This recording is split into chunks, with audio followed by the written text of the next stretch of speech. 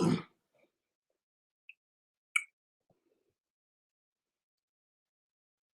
right, Shalom. I want to give all praises and honor and glory to Yahweh, Bahashem, Yahweh Shai, Bahashem, Yahweh Kakwadash. I want to say double honor to the apostles and the elders at Great Millstone for teaching his word and truth and in sincerity and for ruling well.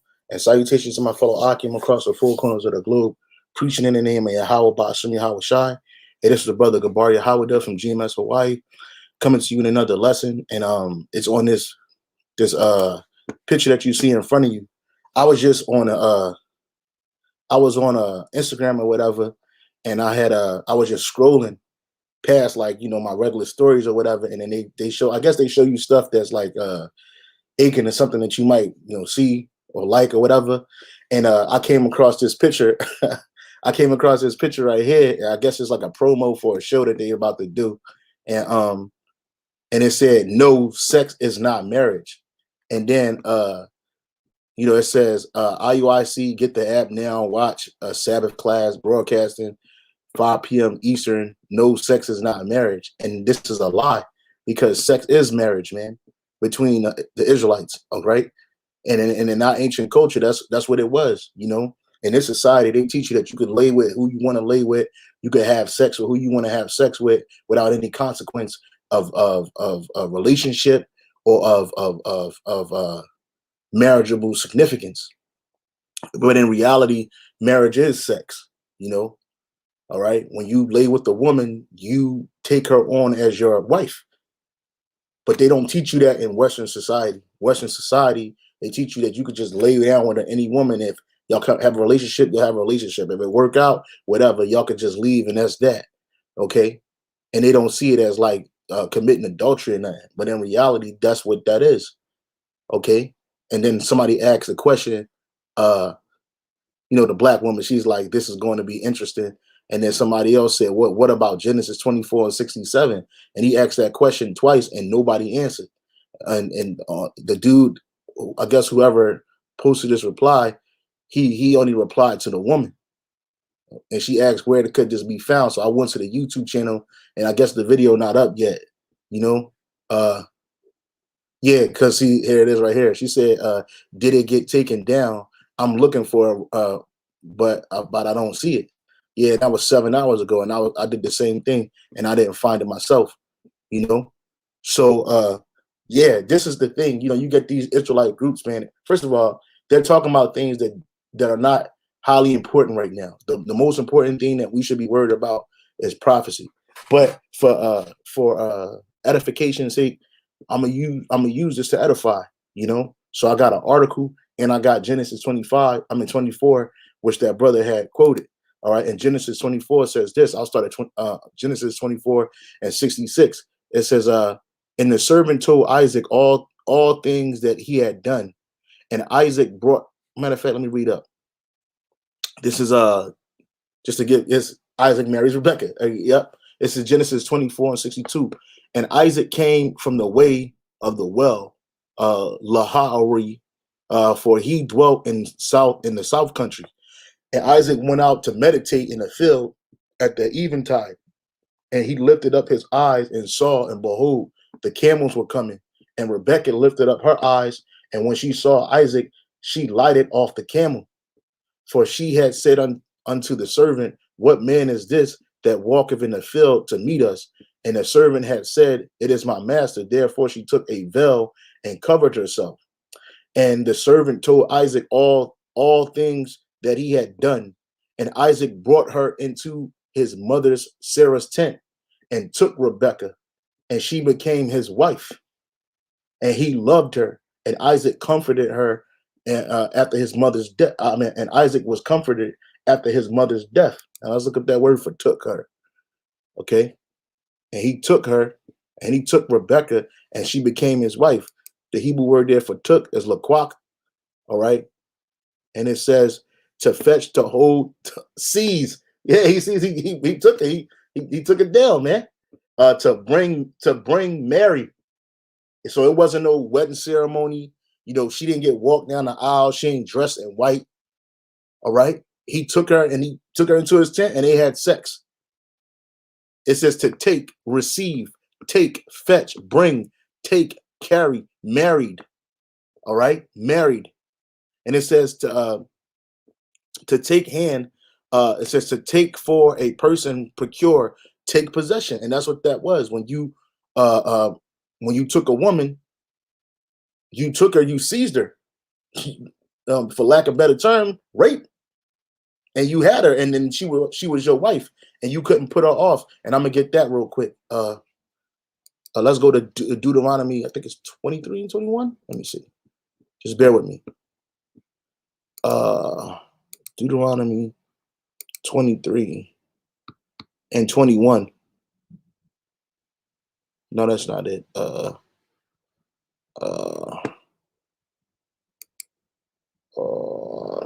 Salakia, just bear with me.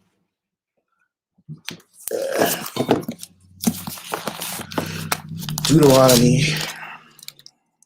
It might be 23. Well, I'm in 23, 21. Deuteronomy.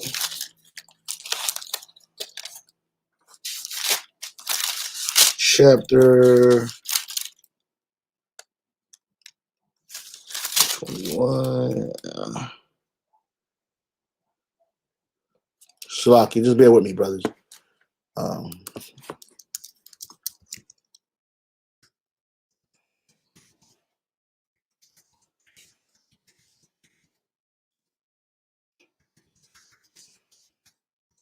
This is Deuteronomy 22. I'm 22. Salaki, I was off. Deuteronomy 22, and let's go to verse 21. It says, let's read this real quick. Deuteronomy 22 and 22. It says, if a man be found lying with a woman married to an husband, then they shall both of them die, both the man and the woman, and the man that lay with the woman and the woman, so that thou shalt put away evil from Israel. If a damsel that is a virgin be betrothed unto a husband, and a man find her in a city and lie with her, they shall bring both out to the unto the gate and of that city, and ye shall stone them with a stone, that they die. The damsel because she cried not, being in the city, and the man because he hath humbled his neighbor's wife, and humbled meaning had sex with her. Okay, so that thou shalt put away evil from among you. But if a man find a betrothed damsel in the field, and the man force her and lie with her, rape her with her, then the man only that lay with her shall die. But in the damsel shall do nothing. There is in the damsel no sin worthy of death. For as when the man riseth against his neighbor and slayeth him, even so is this matter. Let me skip down. Verse 28. If a man find a damsel that is a virgin, which is not betrothed, and lay with her and lie with her, and they be found, then the man that lay with her shall give unto the damsel's father 50 shekels of silver. That's the bride price. All right. And she shall be his wife. So there wasn't no marriage. What connected them in marriage was there was no wedding. No. There are festivals. We did have feasts, but what we know as marriage today, you see the so-called priests. You go there. He says, by the power vested in me through the state of whatever, and God, I pronounce you man and wife. That ain't, and then you deal with it. No, that's not how that works. If a man lay with a woman, then y'all automatically married. Now you got to pay the shekels as the bride price. It says, and it says, he's pay his and shall. Okay, the man that lay with her shall give unto the damsel's father 50 shekels of silver, and she shall be his wife, because he have humbled her. He may not put her away all his days. So he humbled her by what? Having sex with her, man. And so they were married. Okay, a man shall not take his father's wife, nor discover his father's skirt. Right. So that's what marriage is, man. According to the Bible. All right. According to the Bible, when you have sex with a woman, she is your wife. Now we live in this adulterous society, and by nature, on one side, we all adulterous because we all done lay with other men's women, meaning that the women that we got with, they weren't virgins. So we weren't the first one to lay with them. So automatically that's adultery. But if a woman stayed with the man that she lay with from her virginity, then she's good, right? That's her husband. She's married to him because sex is marriage, man. Sex is marriage. Now, this is out of the Zondervan Compact Dictionary Bible. The Zondervan Compact Dictionary Bible. All right. It's off of page 345. It says marriage.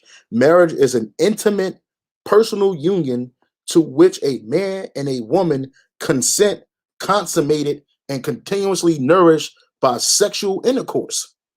That's in the Zondervan Compact Dictionary Bible. It didn't say nothing about going to go see Nate. Going to go see Nate. All right. And or any other so-called reverend or priest, and that's marriage. That's not how that works, man. It said marriage is an intimate, personal union to which a man and a woman consent, consummated, and continuously nourished by sexual intercourse, and perfected in a lifelong partnership of mutual love, commitment. It is also a social institution regulated by the word of the Most High and by the laws. By whose laws? Our laws, man.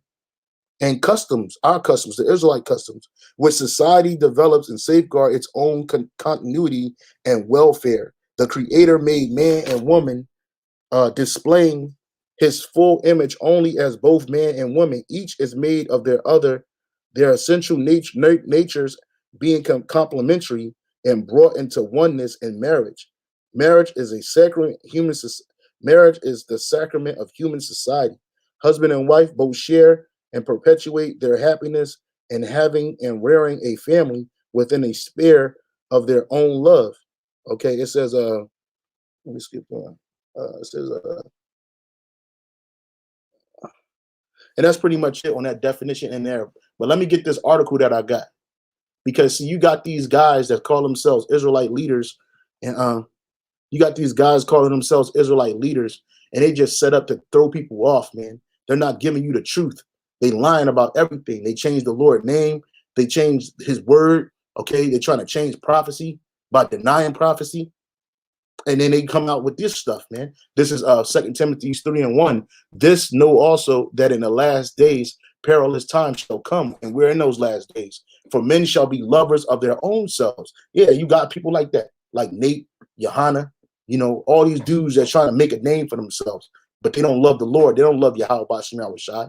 It says, for men shall be lovers of their own selves, covetous, boasters, proud, blasphemers, disobedient to parents, unthankful, unholy, without natural affection, truce breakers, false accusers, incontinent, fierce, despisers of those that are good, traitors, heady, high-minded, lovers of pleasure more than lovers of the Most High, man.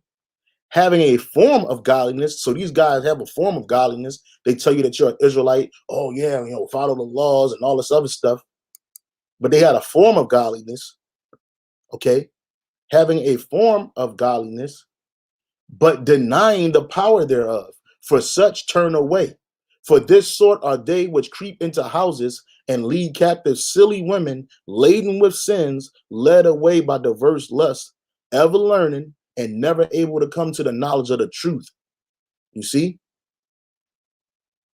So these guys, they come in and they don't have the 100. That's why we say here at Great Millstone, starting off with our apostles and elders, we have the 100% truth, because these other guys don't. They're not serving the Lord. They're serving their own bellies. You see? For them to even come out their mouth and want to do a sit down about no, sex is not marriage, then what is marriage? Right? Well, check this out. This is this article right here is a cold cut to a couple of things, man. But I'm gonna read it, and I hope you brothers can get edified from it. I'm not gonna make this too long, but this is from the BibleOdyssey.org, and it says wedding and marriage traditions in ancient Israel. It says marriage in ancient Israel. Let me see if I can make this a little bigger, because the whiteness is a little small. Yeah, this is good right here. It says marriage in ancient Israel was very different from marriage today. Although there is a great deal we do not know about the Israelite marriage, the biblical texts that speak about it tells us many Israelites' marriage customs were unlike those of modern Western society. So when you look at Israelite marriages as compared to Western marriages, they're totally different, man.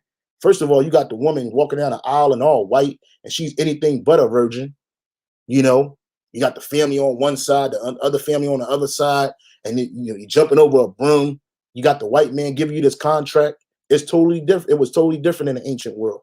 It says, first, although girls were expected to be virgins when they got married, and according to Deuteronomy 22 and 21, which we just read, it says, then they shall bring the young woman out the entrance of her father's house, and the men of the town shall stone her to death because she had committed a disgrace. She had committed a disgraceful act in Israel by prostituting herself in her father's house. Yeah, because she was playing the harlot.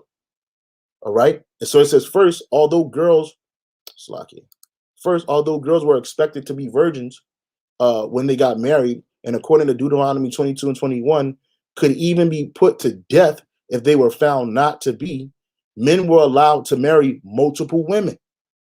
You see? And we're going back to that in the kingdom of heaven.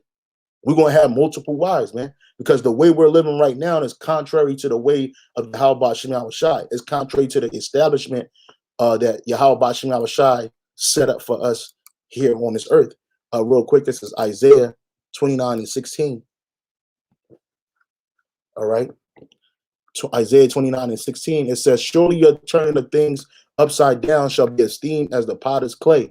For shall the work say of him that made it, he made me not? Or shall the thing framed say of him that framed it, he had no understanding? Right? Because Esau, he turned everything upside down. Or you only got to have one woman. If you get married to more than one woman, it's called bigamy. Bigamy. Okay. You see, where you go? Something like bigamy.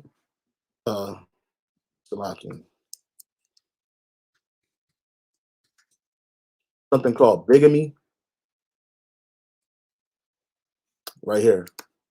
It says bigamy is the act going through a marriage ceremony while already married to another person. And then you can't have more than one wife in a society. You got to have one person, right? Bigamy, cultures where monogamy is mandated. Bigamy is the act of entering into a marriage with one person while still legally married to another. Legal or de facto separation of the couple does not alter the marital status as married persons. See? And then also here in America, how many states outlaw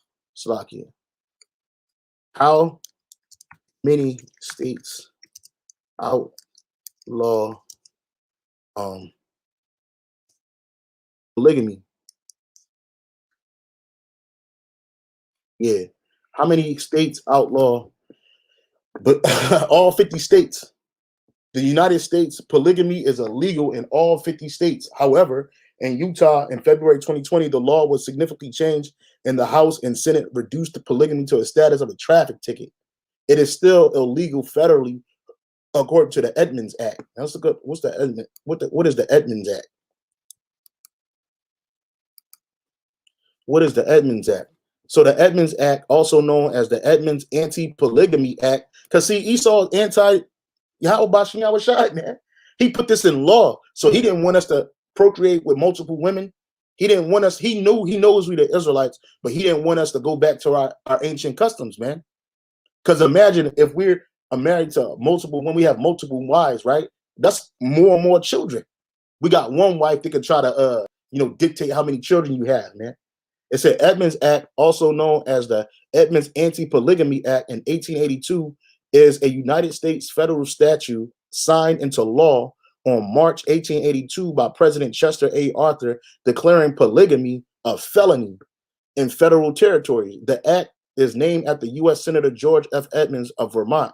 Edmunds Act also prohibited bigamous or unlawful cohabitation, a misdemeanor, thus removing the need to prove that actual marriage had occurred. The act not only reinforced in 1862 the Moral Anti-Bigamy Act, but also made the offense of unlawful cohabitation much easier to prove than polygamy misdemeanor, and made it illegal for polygamists or cohabitants to vote. You see, the claim was made that the law violated the constitutional prohibition of ex post facto laws. That is, polygamists were charged for polygamous marriages solemnized before passage of the statute, a challenge to the statute. You see? So here it is, this devil, they put Mormonism up here because Mormons practice marrying more than one woman. That's why Utah is it's not an issue because that's a Mormon state. You see? You see how this devil do stuff? So it says the United States polygamy is illegal in 50 states. However, in the okay, I read all that. So let me go back to this article right here. It says right here, it says again, first, although girls were expected to be virgins when they got married, and according to Deuteronomy 22 and 21, could even be put to death if they were found to be not to be, men are allowed to marry multiple women. It is hard not to know, it is hard to know how common polygamy, which entailed a husband being married to more than one woman, really was in ancient Israel. Also, the evidence suggests that compared to women, men had more control over whom they married. For example, Samson chooses his own wife in Judges 14, even though his parents disapproved of the match. Most likely, girls were married around puberty, whereas men were somewhat older, like Yahushua, mother and father and mother. Joseph was older than Mary, man, but Mary was she was a young girl, man. You see, it says though unions were generally based more on economic and social considerations than romantic ones, some texts include Songs of Solomon show us that the ideas of passion and sexual love were also present in ancient Israel. In order to marry a girl, a man would give her father a gift called a mohar in Hebrew, or mahar in Hebrew, that would seal the betrothal between the bride and the husband to be. Betrothal was much firmer commitment than today's engagement, right? Because when you was betrothed to a woman, that was a promise. That mean that you gonna marry this woman and she gonna be your wife. All right. But in today's, all you gotta do is give a chick a ring, and you don't got to go through with the engagement if you don't want to. If she feel offended by something, she can call an engagement off. When in ancient world, you couldn't call the engagement off, man. It says, though some people think of the betrothal gift as a purchase price, this is inaccurate. Anthropologists call this gift bride wealth. It is found in many societies throughout the world and is not considered a sale by people in those cultures. Israelite wives were not thought of as slaves. In biblical texts, though, men sometimes did marry slave women. Some length of time after the betrothal wedding, you see this? This is during the betrothal phase. Some length of time after the betrothal, wedding festivities often involve days of feasting would occur. The relationship between a husband and wife was not equal. In this society, they say you got to have a 50-50 relationship with a woman. You're going off, man. It's not equal, man. In the ancient Near East, including Israel, Baal, one of the Hebrew words for husband, also meant Lord or master, and men had life and death power over women in the case of adultery, which in ancient Israel involved a woman having sex outside of her marriage, or a man having sex with another man's wife. You see, that's what adultery is. We finding out what adultery is, what marriage is. You see, in this society, adultery is if a man, Esau says, what is adultery in American society?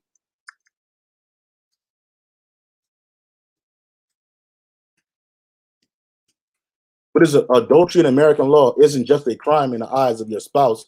In 21 states, cheating in a marriage is against the law. What? That's not adultery, though. Punishable by fine or jail time. States with anti-cheating laws generally define adultery as a married person having sexual intercourse with someone other than their spouse. You see? This is Esau. You see? And our women are 100% with those laws, but they don't want to go back to the ancient way of living, man. But you're going back.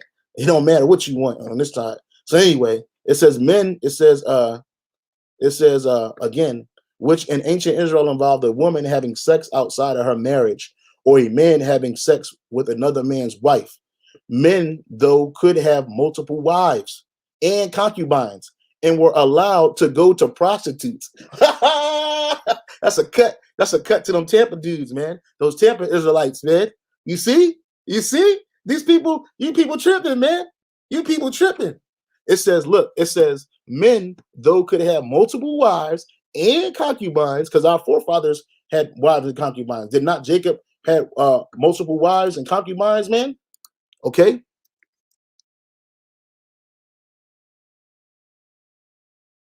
Let me see.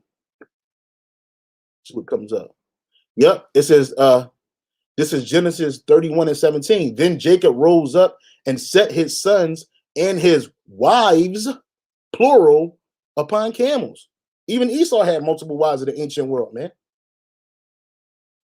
You see? It says there, Genesis 37:2. There are generation. These are the generations of Jacob. Joseph, being 17 years old, was feeding the flock with his brethren, and laid in the lad was with the sons of Bilhah and with the sons of Zilpah, his father's wives. And Joseph brought unto his father their evil report. You see, it's Genesis 46:5. And Jacob rose up from Bathsheba, the sons of Israel carried, and the sons of Israel carried Jacob their father and their little ones and their wives in the wagons which Pharaoh sent to carry him, man. You see? So we had plenty of wives in the ancient world, man. Let me keep on reading. It says, men, though could have multiple wives and concubines, and were allowed to go to prostitutes. Thus, monogamy was a one-way street. This is culture. And the monogamy was between the woman. The woman had to be monogamous to the man. The woman had to be monogamous to the man, not the man to the woman. You see? They said monogamy was a one-way street, man. But in Esau society, monogamy is a two-way street. You know, and he forced it on you, man. And that's why these marriages have so many problems today. You got Jake out here sneaking around trying to deal with a woman, and he, you know, his demon going through his phone, checking his shit. You know, fucking Satan, man. This place got to go, man. It says, it says monogamy was a one-way street, man. A one-way street, and the only one that went down it was a woman. It says biblical texts make clear that marriages between cousins were strongly preferred. Marriages with non-Israelites are treated differently by different texts, although some passages either limit or prohibit marriages between Israelite and non-Israelites. Other biblical texts, such as the book of Ruth, are tolerant of intermarriage. Leviticus 18 prohibits incest, but does not include uncle and niece marriages, which are prohibited in some later Jewish communities, including those responsible for writing the Dead Sea Scrolls, Deuteronomy 25:5-10,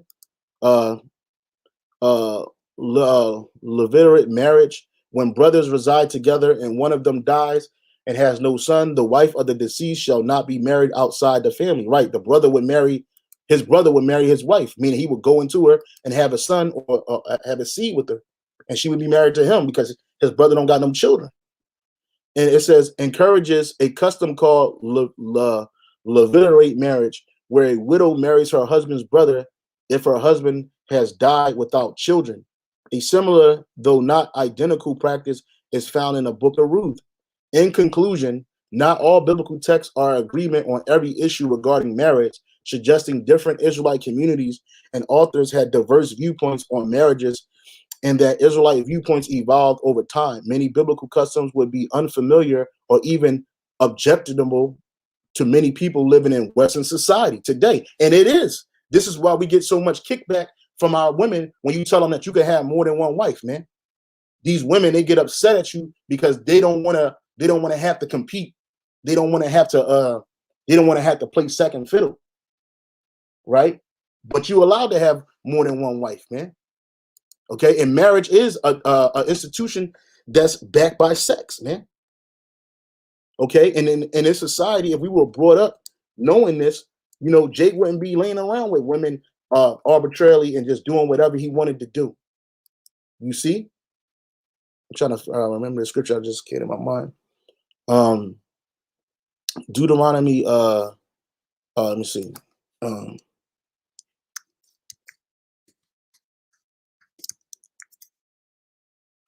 This is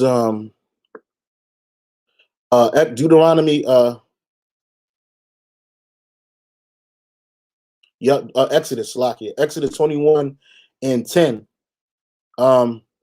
If he take another wife, let me read up. And if he have betrothed her unto his son, he shall deal with her after the manner of daughters. So if your father gave you a slave woman, he had to deal with that girl as a daughter. It says if he takes another wife, her food and her raiment and her duty of marriage shall not diminish. So when you have another wife, you're responsible for her. So again, we were taught and brought up that, look, any woman you lay with, you're responsible for her for the rest of your life. Jake would be more responsible in laying with women. Instead, in this society, they teach you to have sex and lay with any kind of woman you want and just to get your rocks off, but they don't teach you that there's responsibility behind that. So, but if you take another wife, your first wife, her food and her raiment cannot diminish. And if he do not these three unto her, and her duty of marriage is give her sex, her raiment and her duty of marriage shall not diminish. Let's look up that word for duty of marriage. Duty of marriage. The Hebrew word there is iwanah. Iwanah, which cohabitation, conjugal rights, sex. Conjugal is sex. Okay, so if you diminish that, then the woman can leave. If he take another wife, her food, her raiment, and her duty of marriage shall not diminish. And if he do not these three unto her, then she shall go out free without money. But see, you women, you like it this way in America, where if the marriage dissolves or whatever, because you sign up the divorce papers anyway, you don't want to initiate it. You leave with half a man's wealth or all of it. But if you knew that if you left this man and you was gonna leave with nothing, man, you would think twice about that, man. You see? So this article is good. I gotta say this article, man, because bro, it straight up cut a lot of people, man. It cut IUIC, it cut those Tampa Israelite dudes and all that, man. It cut it, man. It said right here, I gotta read that again. It says, men, though could have multiple wives and concubines, and in the kingdom of heaven, we're gonna have multiple wives and concubines, man. And we're allowed to go to prostitutes. You see? But you got Jake all in these feelings in this society. You get mad if you got more than one wife. You get mad if you dealing with a concubine, a woman of the other nation. You get mad if Jake dealing with prostitutes, but it's all lawful. But see, this world, they're against what's lawful.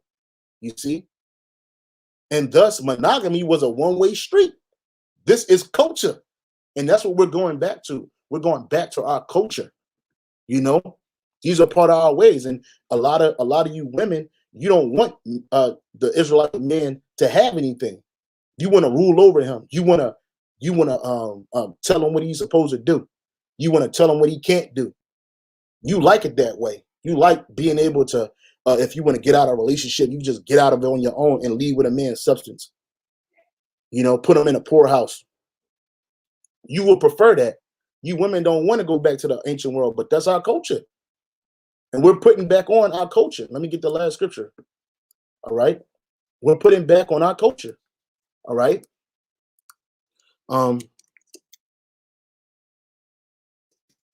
This is Jeremiah 6 and 16.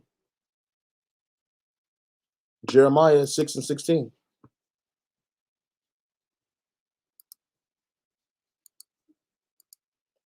Jeremiah 6 and 16. It says, thus saith the Lord, Yahweh Bashem Yahushai, stand ye in the ways and see and ask for the old paths. Where is the good way? And walk therein, and ye shall find rest for your souls. But they said, we will not walk therein. You see, Jake don't want to walk in the ways of the old way, because those are the good ways, man. They don't want to walk in order. They don't want to walk in understanding. They want to walk in lies, man. They want to walk in this Edomite world, man. But you're going back to the old ways, man, because those are the best ways. And so with that, I want to give all praise and honor and glory to Yahweh, Ba'ashem Yahushai, Ba'ashem Yahushai. Say double honor to the apostles and the elders, and a great millstone for teaching his word and truth and sincerity, for ruling well. And salutations to my fellow Akim. Keep pushing, keep striving. We almost out of here. Hey, shalom.